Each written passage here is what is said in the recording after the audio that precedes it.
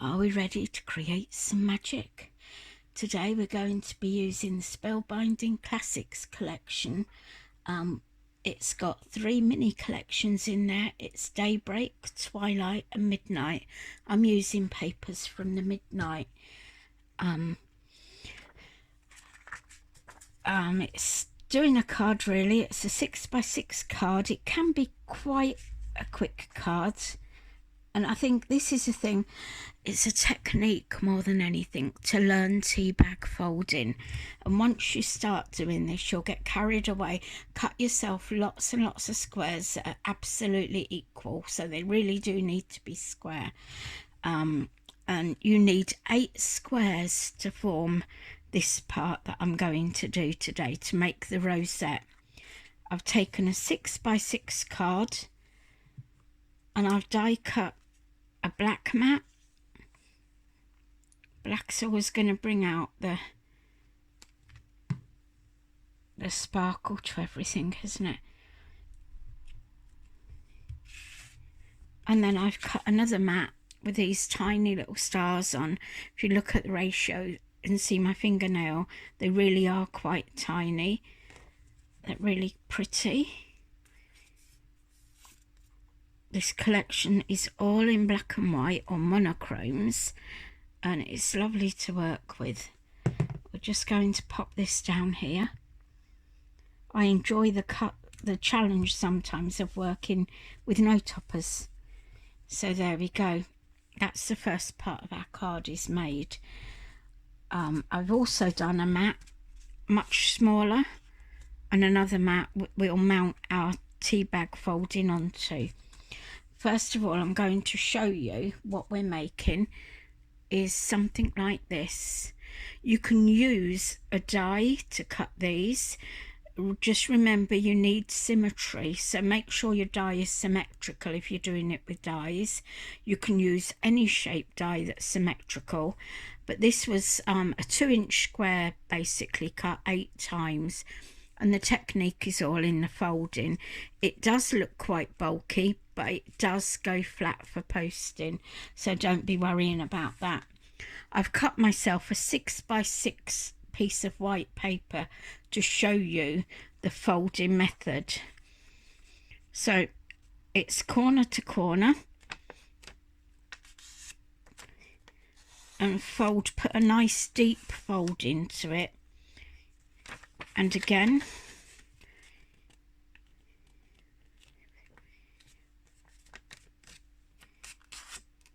corner to corner again,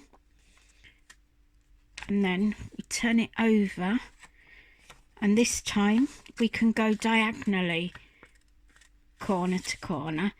Make sure the folding is really quite important, that you do make a tidy job when you're folding, so that you don't have uneven pieces when you're finished. But you would do this on all 8 of your squares or all 8 of your circles. So there we go. We're going to look at it like this. We've got to go the other way now. So just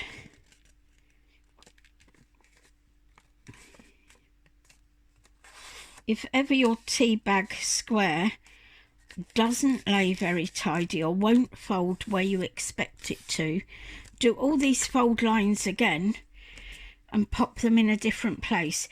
Now look, this is what we're doing. Well, not in a different place, but make them know that these are score lines. They've got to fold with us. Now with your fingers, push these 2 in and this one down. So you're ending up with a triangle shape, like so. Burnish down again. And then it's up to you. You can take this as far as you like to take it. All I'm going to do for this card is bring these two corners into the center. And when you get 8 of these laid together and you tuck them in, I'll show you how you tuck them in. That is what is going to form your rosette in the middle. So I've already taken 4 and layered them up. I've got another one to fold, again in exactly the same way. Fold there. There's lots of ways, and I think if you start trying this, you'll find lots and lots and lots of ways that you can change the fold slightly and get such a different effect.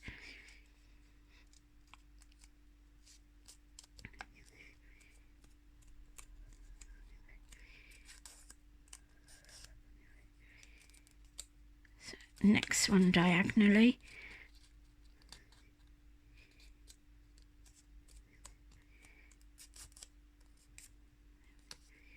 There we go. So I'm looking at it. Remember, push in here and pull forward to the back. There we go. That's our next square done. We're just going to fold those peaks in.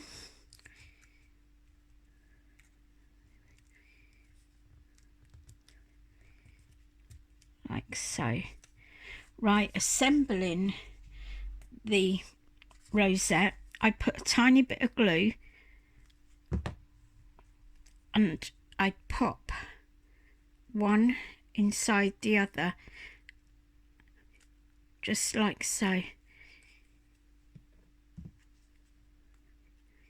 So we just pop this one.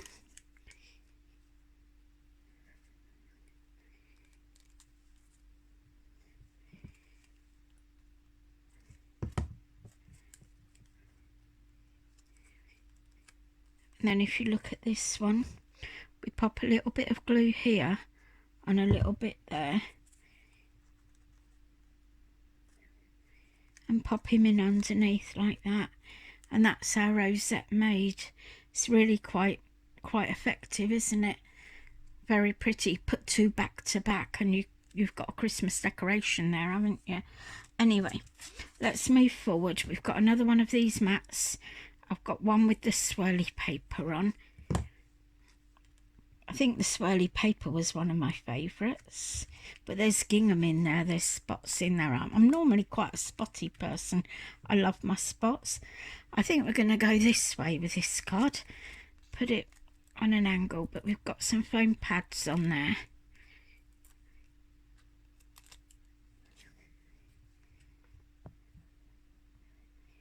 I'm going to pop in there.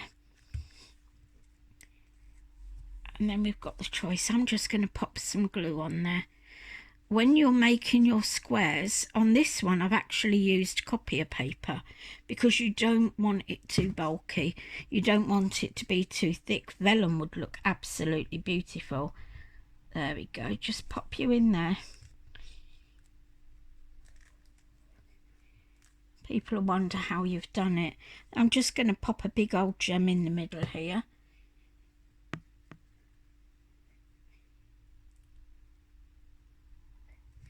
If you'll sit there, I would normally use the hot glue gun there. You could take it another direction. Look, you could have 2 in there. But there we go. We'll just pop that gem on for now. I'm not sure that it's going to stay there. But it will if I pop some hot glue under it. I haven't got my glue gun plugged in at the moment because I'm in such a tiny little space. And then we'll make this one into a birthday card. Again, you can print out an insert with it. They're not actually inserts, but they work equally as well. We're just going to pop that. Where should we pop it? Just here. We'll just pop it there. Just pop 3 more of those big old gems down here. And I think we're done. We've got a wonky witch cam. Oh a wonky witch come. My boomerang won't come back. No, it's my broomstick won't come back. The big ends have gone. Got to have it fixed. There you go. But it's quite an effective card, isn't it? And just so easy to do. Let me just show you one more step that you could perhaps do with your fold. You've seen we folded it into the middle. And if I open the end, you could do like this.